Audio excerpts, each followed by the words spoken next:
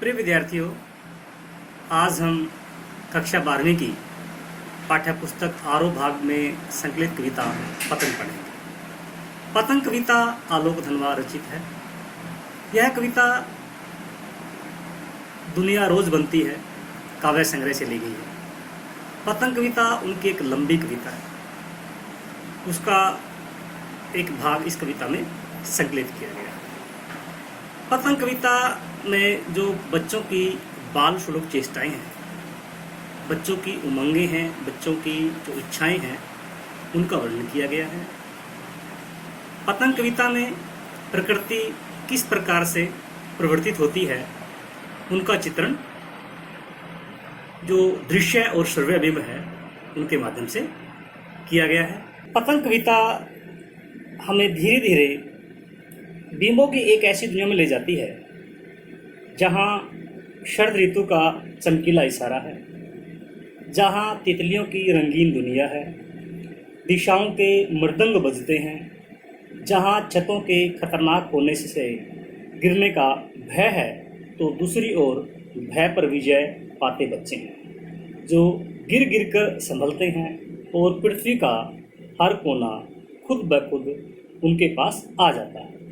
वे हर बार नई नई पतंगों को सबसे ऊंचा उड़ाने का हौसला लिए फिर जो भादव का महीना है उसके बाद जो शरद ऋतु आती है जिसमें धूप खिलती है उसकी प्रतीक्षा करते हैं। आइए अब हम पतंग कविता पढ़ते हैं। सबसे तेज बौछारे गई भादो गया, सवेरा हुआ खरगोश की आंखों जैसा लाल सवेरा, शरद आया पुलों को पार करते हुए अपनी चमकीली साइकिल तेज चलते हुए, घंटी बजाते हुए, जोर जोर से चमकीले इशारों से बुलाते हुए।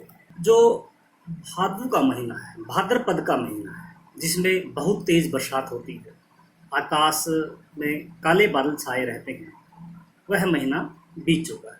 उसके बाद शरद ऋतु प्रारंभ हो चुकी है। शरद ऋतु में जो धूप है वो खिली हुई है। ऐसा प्रतीत होता है कि मानो जो शरद ऋतु है वह चमकीली साइकिल लिए हुए, जिस प्रकार से धूप चमकती है उसी प्रकार से वह साइकिल पर सवार होकर के आया है और बच्चों को इशारे कर रहा है कि आप आइए और इस धूप का आनंद लीजिए। इस कविता में कवि क्या कहते हैं, आलोक धनवा जी कहते हैं कि जो भाद्रपद का महीना है जिसमें बहुत ही मूसलाधार वर्षा होती है, वो मूसलाधार वर्षा बंद हो चुकी है।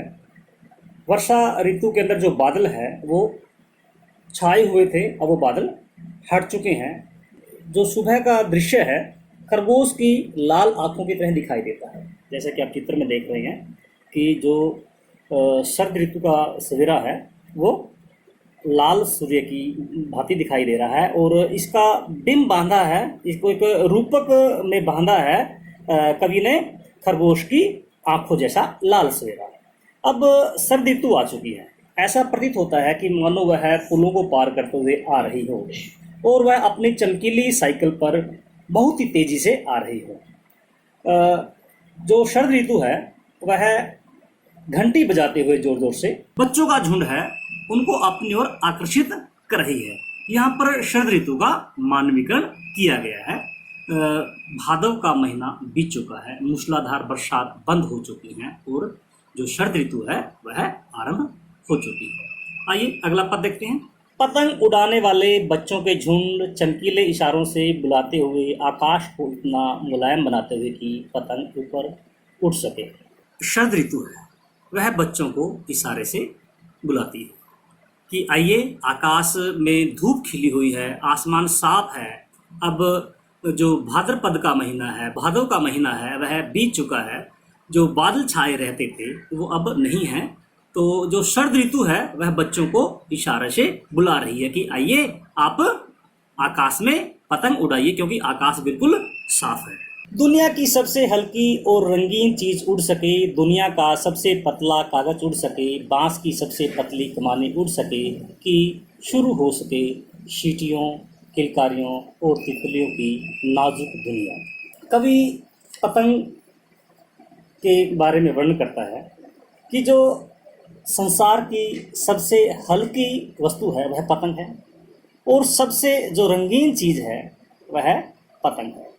दुनिया का जो सबसे पतला कागज है वो पतंग के माध्यम से आकाश में उड़ सके। और जो पतंग है वह बांस की पतली कमानी से बनी होती है। इस बांस की पतली कमानी के सहारे ही डोर से बंधी हुई जो पतंग है वह आकाश में उड़ती है। कवि के कहने का तात्पर्य यह है कि जो पतंग है वह दुनिया के सबसे हल्के कागज से बनी है। यह रंगीन कागज है और हल्की कमानी के सहारे जो पतली बांस की कमानी है उसके सहारे जो पतंग है आकाश में उड़ती है। जब पतंग आकाश में उड़ती है तो सीटियां और किलकारियों का दौर शुरू हो जाता है। बच्चे जब पतंग उड़ाते हैं तो सीटियां मारते हैं, किलकारियां मारते हैं, पूरे आवेश में आ जाते हैं। उत्साह और हर्षोल्लास से वातावरण पूरी तरह से छा जाता है। आकाश में उड़ती हुई जो पतंग है वह तितली के समान मंडराती हुई प्रतीत होती है। जन्म से ही वे अपने साथ लाते हैं कपास, पृथ्वी घूमती हुई आती है उनके बेचैन पैरों के पास। जब वे दौड़ते हैं बेशुद्ध, छतों को भी नरम बनाते हुए, दिशाओं को मृदंग की तरह बजाते हुए, जब वे पेंग भरते हुए चले आते हैं दाल की तरह लचीले वेग से। अक्सर आलोक धनवा जी कहते हैं कि बच्चे जन्म से ही अपने साथ कपास लाते हैं।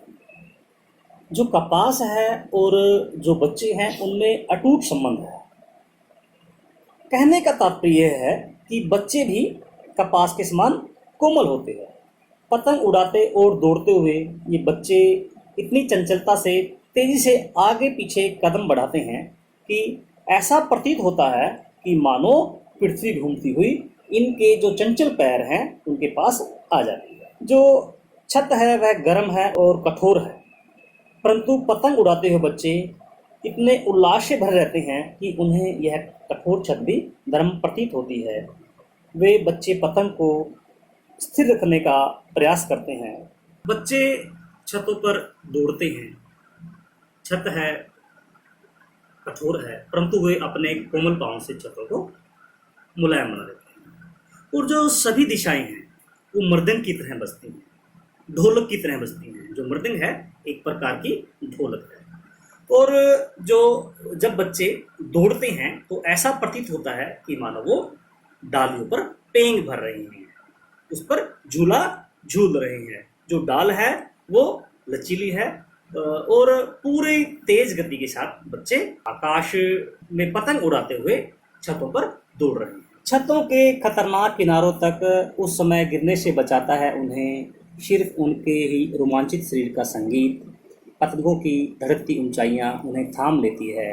महज एक धागे के सहारे पतंगों के साथ साथ वे भी उड़ रहे हैं अपने रंध्रों के सहारे। छतों पर जब बच्चे पतंग उड़ा रहे हैं तो वे बेसुध हो जाते हैं। वे यह भूल जाते हैं कि यदि वो छत से गिर पड़े तो उनके साथ क्या घटित होने वाला है। पतंग उड़ाते उड़ाते बच्चे खतरनाक किनारों तक पहुंच जाते हैं। जब ये बच्चे छत से नीचे गिरने की स्थिति में पहुंच जाते हैं तब उनका जो पुलकित और रोमांचित शरीर है उन्हें नीचे गिरने से बचाता है। आकाश में उड़ रही पतंग अपने डोर के सहारे उन्हें पकड़ लेती है। ऐसा प्रतीत होता है कि मानो आकाश में उड़ रही पतंग उन्हें डोर के सहारे थामे हुए है और उन्हें गिरने से बचा लेती है। पतंग उड़ाते ये बच्चे अपने शरीर के जो रोम छिद्र है, जो रंध्र है हमारे शरीर में, जो छोटे छोटे से छिद्र दिखाई देते हैं हमारी त्वचा पर, उनको रोम छिद्र कहा जाता है। रोम छिद्रों के माध्यम से बच्चे पतंगों के साथ उड़ रहे हैं।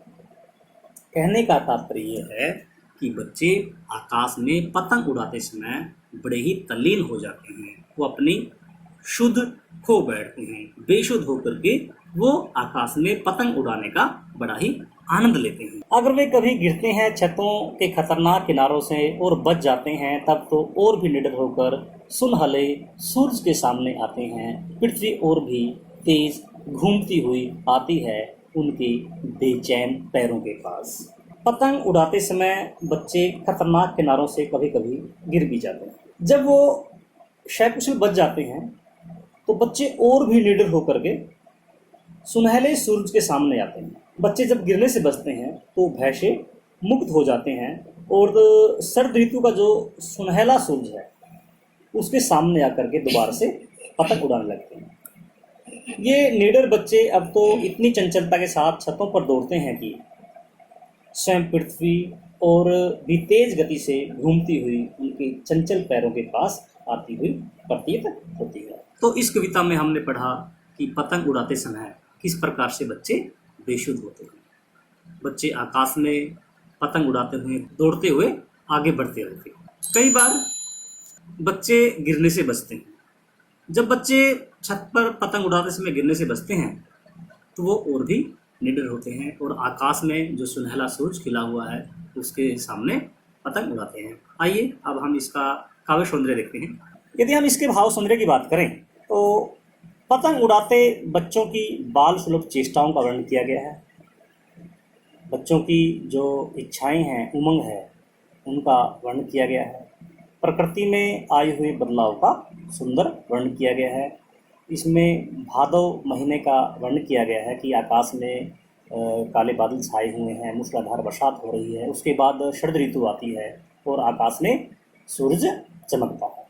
बात करते हैं शिल्प सौंदर्य। यदि मैं बात करूँ अलंकार की तो इसमें मानवीय कण अलंकार है, अनुप्रास और पुनोक्ति प्रकाश अलंकार है। जो शरद ऋतु है, आया पुलों को पार करते हुए, चमकीली साइकिल लेकर के, घंटी बजाते हुए, बच्चों को इशारे करते हुए, यहाँ पर मानवीय कण अलंकार है क्योंकि वह एक मनुष्य जैसी क्रिया करता हुआ प्रतीत होता है। आप इसमें अनुप्रास अलंकार पाएंगे और पुनोक्ति प्रकाश अलंकार पाएंगे। यदि बात करें तो रस की, तो इस कविता में शांत रस है। जहाँ पर शांत रस है वहाँ पर प्रसाद गुण होता है, तो इस कविता में प्रसाद गुण। अलंकारों से सजी हुई कविता एक दुल्हन सी प्रतीत होती है। भाषा सहज सरल और प्रभाव में है, भाषा विषय अनुकूल है।